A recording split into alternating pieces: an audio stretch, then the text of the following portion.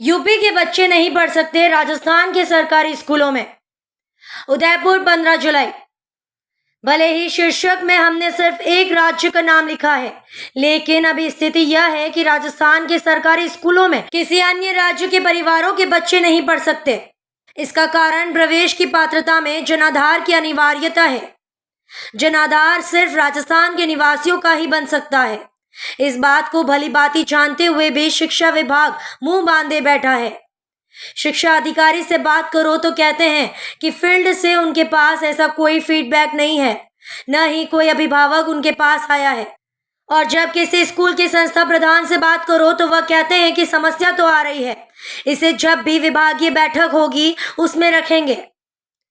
अब सवाल यह है कि विभागीय बैठक प्रवेशोत्सव के बाद होगी। तब तक या तो ये बच्चे मजबूरन महंगी फीस वाले निजी स्कूलों में प्रवेश लेने को मजबूर हो जाएंगे या उनका एक साल खराब हो जाएगा। सामान्य स्कूलों में तो प्रवेश का मौका अब भी है, लेकिन महात्मा गांधी इंग्लिश मीडियम स्कूलों में तो बाहर के राज्यों से यहाँ काम कर रहे परिवारों को आवेदन भरने का अवसर ही नहीं मिला, क्योंकि उनके पास जनाधार है ही नहीं।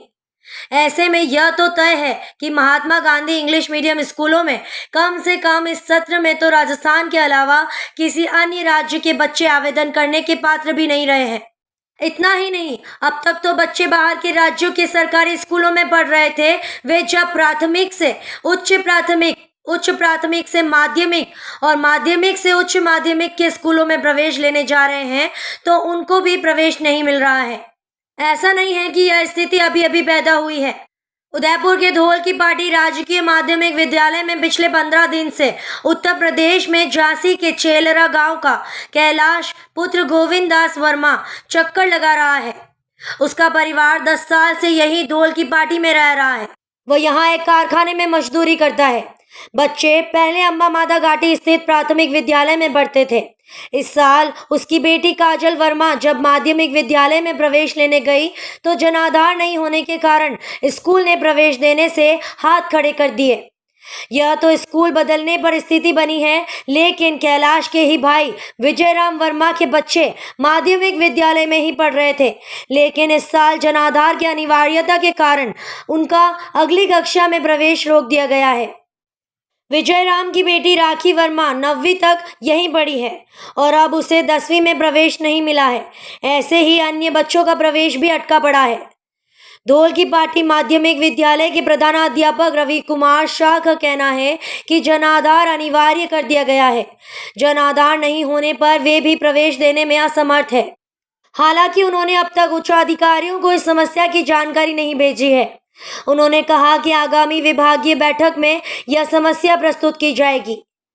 इधर जिला शिक्षा अधिकारी वीरेंद्र यादव का बयान है कि उन्हें अब तक फील्ड से ऐसा कोई फीडबैक नहीं मिला है, न ही कोई अभिभावक उनके पास आया है। हालांकि उन्होंने कहा कि जनाधार तो अच्छी चीज़ है, लेकिन जब हमारे संवाददाता ने उनसे कहा कि अन्य राज्यों के परिवारों का जनाधार राजस्थान में कैसे बनेगा, यह अब आप बता दीजिए, तब उन्होंने कहा कि यह बात तो ऊपर तक पहुंचानी पड़ेगी, समाधान वहीं से होगा। आपको बता दें कि राजस्थान के सरकारी स्कूलों के शाला दर्पण पोर्टल में हर कक्षा में प्रवेश पर जब डिटेल भरी जा रही है तो उसमें जनाधार का क्रमांक दर्ज कराना अनिवार्य है और जनाधार का क्रमांक स्वतः राज्य सरकार के डेटा से पूरे परिवार की जानकारी दर्शा देता है। जनाधार क्रमांक गलत होने पर प्रवेश का आवेदन आगे बढ़ता ही नहीं है। ऐसे में स्कूल अपने स्तर पर कुछ नहीं कर सकते जब तक कि आगे से नीतिगत निर्णय नहीं हो जाता। तब तक अन्य राज्यों के बच्चों का प्रवेश राजस्थान के सरकारी स्कूलों में संभव नजर नहीं आ रहा है और यह शिक्षा के अधिकार के पावन उद्देश्य में बहुत बड़ा रोड़ा हो गया है। अपना नाम बता के बताओ। नमस्ते, मैं हूँ वैशाली वर्मा। मेरे पापा का नाम कैलाश वर्मा है और मैं धौल की पाटी स्कूल में पढ़ती हूँ। हम यहाँ के रहने वाले नहीं हैं और हमसे जनाधार कार्ड भामाशाह कार्ड मांगा जा रहा है। हम कहाँ से लेके आए सर? हम यहाँ के रहने वाले नहीं हैं। हमने ईमित पे कोशिश की है जनाधार कार्ड भामाशाह कार्ड बनवाने की, नहीं है हमारे पास। और सर बोलते प्रिंसिपल सर कि तुम्हारे पास जनाधार कार्ड भामाशाह कार्ड नहीं है तो तुम्हें एडमिशन नहीं मिलेगा। मैं पढ़ना चाहती हूँ, मैं 9th क्लास में 1st डिवीज़न से पास हुई हूँ और मैं आगे बढ़ना चाहती हूँ। तो आप प्लीज़ हमारी उदयपुर के जो है बड़े ऑफिसर उनसे मैं चाहती हूँ कि हमें एडमिशन दिलाए, प्लीज़ यही कोशिश करें। हाँ, अपना नमस्कार, मैं राखी वर्मा।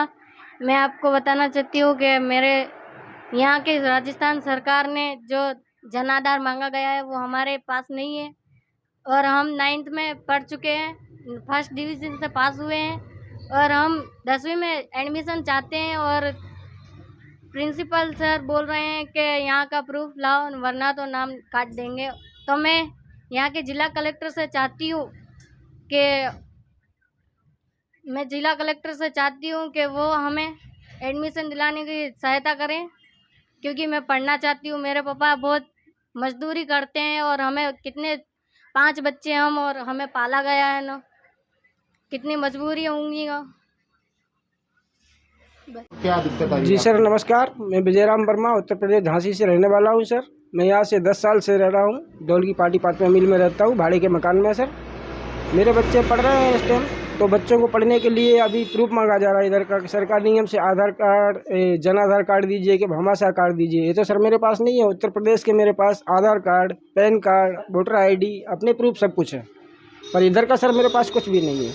तो ये मांगते हुए बच्चों को स्कूल में बोला जा रहा है कि इधर का कोई प्रूफ दीजिए सरकारी नियम के अनुसार, नहीं तो बच्चों को स्कूल से निकाल दिया जाएगा सर। और इसके बाद ही मोदी सर बोलते हैं, सरकार बोलते हैं कि मतलब कि बेटी पढ़ाओ बेटी बचाओ। तो मैं कहाँ से पढ़ाऊँ सर, जब मैं भारत का नागरिक ही नहीं हूँ, यहाँ का आप प्रूफ ही नहीं मान रहे हो मेरा, तो मैं क्या करूँगा? कैसे बेटी पढ़ाऊँगा, कैसे बचाऊँगा? तो इसके लिए आपकी अधीन कृपा, इसके लिए कोई सलूशन निकालिए कि मेरे बच्चे पढ़ सकें सर।